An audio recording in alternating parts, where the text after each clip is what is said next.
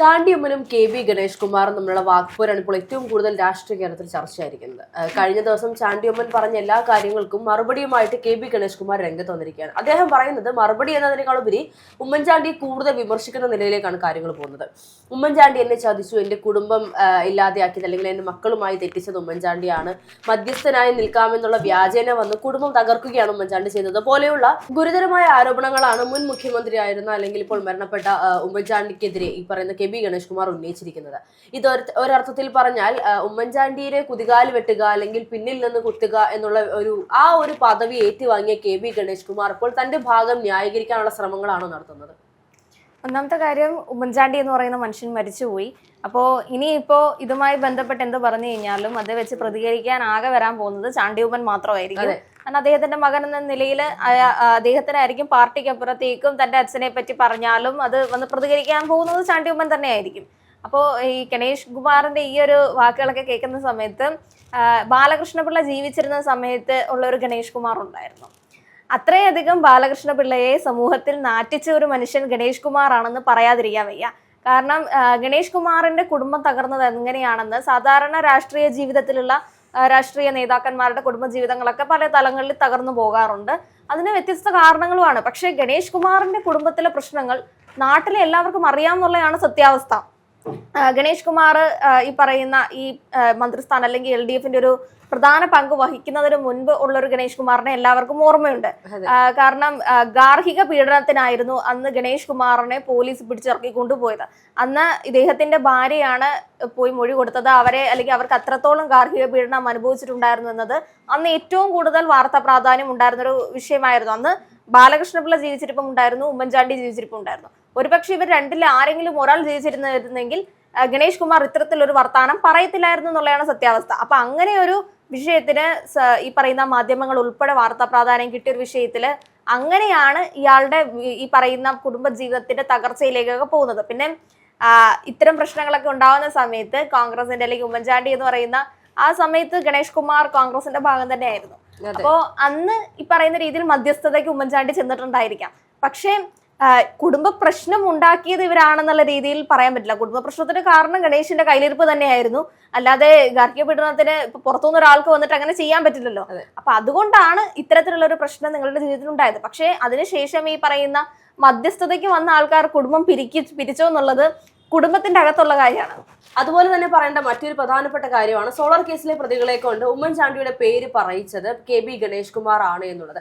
ഒരർത്ഥത്തിൽ പറഞ്ഞാൽ കോൺഗ്രസിലിരിക്കുമ്പോൾ തന്നെ KB ഗണേഷ് കുമാറിന് ഇത്തരത്തിൽ ഉമ്മൻചാണ്ടിയോട് തീരാത്ത വൈരാഗ്യം ഉണ്ടായിരുന്നു എന്നുള്ളതാണ് യാഥാർത്ഥ്യം. ഈ പറയുന്ന ഈ ഗാർഹിക പീഡന പരാതിക്ക് പിന്നാലെ തന്റെ മന്ത്രിസ്ഥാനം നഷ്ടപ്പെട്ടത് ഈ പറയുന്ന ഉമ്മൻചാണ്ടി കാരണമാണ് എന്നുള്ള ഒരു ചിന്താഗതിയാണ് പിന്നീട് ഉമ്മൻചാണ്ടിക്കെതിരെ KB ഗണേഷ് കുമാറിന് പ്രവർത്തിക്കാനുള്ള ഒരു പ്രതികാര ബുദ്ധിയിലേക്ക് എത്തിക്കാനുള്ള ഒരു കാര്യം എന്ന് പറയുന്നത്. പിന്നെ ഗാർഹിക പീഡനവും ചെയ്ത് അല്ലെങ്കിൽ ആ വിഷ്വൽസ് ഒക്കെ ഇപ്പോഴും ഓർമ്മയുണ്ട്. കുറെ വർഷങ്ങൾക്ക് മുമ്പുള്ളതാണെങ്കിലും ഇദ്ദേഹത്തിന്റെ ഭാര്യയുടെ അല്ലെങ്കിൽ ആ ഒരു വിഷ്വൽസ് ഒക്കെ ഇപ്പോഴും സാമൂഹ്യ മാധ്യമങ്ങൾ തപ്പിക്കഴിഞ്ഞാൽ കിട്ടുമെന്ന് പറയുന്ന സത്യാവസ്ഥയാണ്. ആ സമയത്ത് സിറ്റിംഗ് ആയിട്ട് നിൽക്കുന്ന അല്ലെങ്കിൽ ഇങ്ങനെ ഒരു മന്ത്രിസ്ഥാനത്ത് ഇങ്ങനെ ഒരാളെ എങ്ങനെയാണ് മന്ത്രിസഭ തന്നെ വീണ് പോകത്തില്ലേ, വീണ്ടും ഒരാളെ ഇങ്ങനെ തന്നെ പിടിച്ചു നിർത്തുകയാണെങ്കിൽ. കാരണം പ്രതിപക്ഷത്തിന് ഏറ്റവും വലിയ ഒരു ആയുധമായിരുന്നു ഗണേഷ് കുമാറിന്. അതിനുശേഷമൊക്കെ ആണ് ഈ പറയുന്ന കോൺഗ്രസിന്റെ തകർച്ചയിലേക്ക് പോയെന്ന് വേണമെങ്കിൽ പറയാം. ഗണേഷ് കുമാറിന്റെ ഉൾപ്പെടെയുള്ള വിഷയങ്ങൾ. അപ്പൊ വേണമെങ്കിൽ തിരിച്ചും പറയാലോ, നിങ്ങളുടെ കയ്യിലിരിപ്പ് കൊണ്ടാണ് കോൺഗ്രസിന് അന്നൊരു തകർച്ചയിലേക്കൊക്കെ പോയത് എന്നുള്ള രീതിയിൽ അവർക്ക് പറയാൻ പറ്റും. പിന്നെ സോളാർ കേസ് മാത്രമല്ല, ഇത്തരം ഒരുപാട് കേസുകൾ ചർച്ച ചെയ്തുകൊണ്ട് തന്നെയാണ് ഭരണം കൈവിട്ട് പോകാനുള്ള ഒരു പ്രധാന കാരണമായിട്ട് കോൺഗ്രസിനുണ്ടായത്. അതെ, തീർച്ചയായിട്ടും. പക്ഷെ ഇതിനെല്ലാത്തിനും പിന്നിൽ KB ഗണേഷ് കുമാറിന്റെ കറുത്ത കരങ്ങളാണ്. അല്ലെങ്കിൽ പറയുന്നത് പോലെ വിശ്വസ്തനായി നിന്നുകൊണ്ട് ഉമ്മൻചാണ്ടിയുടെ പുറകിൽ നിന്ന് കുത്തി ഉമ്മൻചാണ്ടിയെ താഴെ ഇറക്കിയത് KB ഗണേഷ് കുമാർ തന്നെയായിരുന്നു. അതിനുശേഷം ഇത്തരത്തിൽ തന്റെ സ്വാർത്ഥ നേട്ടങ്ങൾക്ക് വേണ്ടി LDFലേക്ക് ചേക്കേറുന്ന ഒരു KB ഗണേഷ് കുമാർ. LDFനെ കുറിച്ച് നമുക്കറിയാം, എല്ലാ പ്രതികളെയും ചേർത്ത് പിടിക്കുന്ന കൊലക്കേസ് ആയിക്കോട്ടെ, പീഡനം ആയിക്കോട്ടെ, ഗാർഹിക പീഡനം ആയിക്കോട്ടെ, അവർക്ക് കേസുകളൊക്കെ ഒരു അസറ്റാണ്. ആ ഒരു നിലയിൽ നിൽക്കുന്ന ഒരു മുന്നണിയിലേക്ക് ഇത്തരത്തിൽ KB ഗണേഷ് കുമാർ ചെന്ന് കയറുമ്പോൾ, അല്ലെങ്കിൽ ഇങ്ങനെ CPM പോലെ ഒരു കമ്മ്യൂണിസ്റ്റ് പാർട്ടി പോലെ ഒരു പാർട്ടിയിലേക്ക് KB ഗണേഷ് കുമാർ ചെന്ന് കയറുമ്പോൾ ഒരു സമയത്ത് KB ഗണേഷ് കുമാറിനെ ഈ പറയുന്ന ഭരണപക്ഷത്തിരുന്ന കോൺഗ്രസിനെതിരെ അടിക്കാനുള്ള ആയുധമാക്കി ഉപയോഗിച്ചിരുന്ന അതേ ആളുകൾ തന്നെ KB ഗണേഷ് കുമാറിനെ സ്വന്തം മുന്നണിയിലേക്ക് എടുക്കുന്ന ഒരു സാഹചര്യം ഉണ്ടായിരുന്നു. ഇപ്പോൾ അദ്ദേഹം ഇപ്പോൾ ഗതാഗത മന്ത്രിയെ തുടരുന്നത് പോലും ഈ പറയുന്ന കോൺഗ്രസിനെതിരെ പ്രവർത്തിച്ചതിനുള്ള LDFന്റെ ഉപഹാരം മാത്രമായിട്ടാണ് നമുക്ക് മനസ്സിലാക്കാൻ സാധിക്കുന്നത്. ഈ ഒരു മന്ത്രിസ്ഥാനം പോലും നേരത്തെ ഉമ്മൻചാണ്ടിയുടെ പിന്നിൽ നിന്ന് കുത്തിയത് സമ്മാനമാണ്. അതിനപ്പുറത്തേക്ക് ചാണ്ടിയമ്മനോട് അദ്ദേഹം പറഞ്ഞ മറുപടി ഉണ്ട്. കൃത്യമായ ഒരു ബൈബിൾ വാചകമാണ് അദ്ദേഹം പറയുന്നത്. കള്ളസാക്ഷി പറയരുത്. അതായത് ഇപ്പോൾ ഞാൻ നേരത്തെ സൂചിപ്പിച്ചതുപോലെ സോളാർ കേസുമായി ബന്ധപ്പെട്ടുകൊണ്ട് പ്രതികളെ കൊണ്ട് ഉമ്മൻചാണ്ടിക്കെതിരെ പറയിച്ചു എന്ന് പറയുമ്പോൾ ഞാൻ പറഞ്ഞത് സത്യമാണ്, ഞാൻ സത്യം മാത്രമേ പറയുള്ളൂ എന്നുള്ളൊരു നിലയിലേക്കാണ് അദ്ദേഹം ഇപ്പോൾ കാര്യങ്ങൾ പറഞ്ഞു വെക്കുന്നത്. ഒരർത്ഥത്തിൽ പറഞ്ഞാൽ ഉമ്മൻചാണ്ടിയെ ഇത്രത്തോളം മരണത്തിന് ശേഷവും വേട്ടയാടുന്ന ഒരു നിലയിലേക്കാണ് ഇപ്പോൾ കെ പി ഗണേഷ് കുമാറിന്റെ കാര്യങ്ങൾ പോയിക്കൊണ്ടിരിക്കുന്നത്. ഈ ഗണേഷ് കുമാറിനുള്ള ഒരു സ്വാധീനം ഇപ്പൊ ഈ പറയുന്ന പത്തനംതിട്ട സ്ഥലങ്ങളിലാണെങ്കിലും പത്തനാപുരം അല്ലെങ്കിൽ ഇത്തരം സ്ഥലങ്ങളിലൊക്കെ ഗണേഷ് കുമാറിൻ്റെതായിട്ടുള്ള ഒരു സ്വാധീനമുണ്ട്. അത് ശരിക്കും ഇയാൾ ഈ പറയുന്ന സ്ഥാനം വഹിക്കുന്ന സമയത്ത് ഇയാൾ നന്നായി എന്ന് വിചാരിച്ചും പിന്നെ അവിടെ ഉണ്ടാക്കിയ പ്രവർത്തനങ്ങൾ അങ്ങനെയൊക്കെ സംബന്ധിച്ചാണ് കിട്ടിയിട്ടുള്ളത്. അല്ലാതെ പൂർവ്വകാല ചരിത്രം ഗണേഷ് കുമാറിന്റെ ചികഞ്ഞു പോയി കഴിഞ്ഞാൽ അയാൾക്ക് ഈ മന്ത്രിസ്ഥാനം വഹിക്കാനുള്ള യാതൊരു യോഗ്യതയും ഇല്ല എന്നുള്ളതാണ് സത്യാവസ്ഥ. അതിപ്പോ രാഷ്ട്രീയപരമായിട്ടുള്ള മാന്യതകൾ വെച്ചിട്ടാണെങ്കിലും അല്ലെങ്കിൽ സ്വഭാവ സംശുദ്ധി അത് വെച്ചിട്ടാണെങ്കിലും ഇതൊന്നും വെച്ചിട്ട് പുള്ളിക്ക് ഒരു സ്ഥാനവും വഹിക്കാനുള്ള ഒരു യോഗ്യതയില്ല. അതിന്റെ അപ്പുറത്തേക്കും അയാൾ ഈ സ്ഥാനത്തേക്ക് വന്ന സമയത്ത് ഗതാഗത മന്ത്രി എന്ന രീതിയിൽ കുറേയധികം വോളം സൃഷ്ടിച്ചു.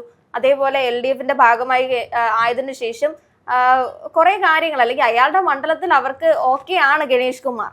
അതുകൊണ്ടാണ് തന്നെ വീണ്ടും ഈ പറയുന്ന സ്ഥാനത്തേക്ക് പിടിച്ചു നിർത്തുന്നത്. അല്ലാതെ വീണ്ടും ഇരുന്ന് ഇപ്പോ ഹർഷ പറഞ്ഞ ഗണേഷ് കുമാർ മാത്രമായിരുന്നില്ല ഈ ഉമ്മൻചാണ്ടിക്ക് എതിരെ ആയുധമാക്കിയത്. ഗണേഷ് കുമാർ മാത്രമൊന്നും ആയിരുന്നില്ല.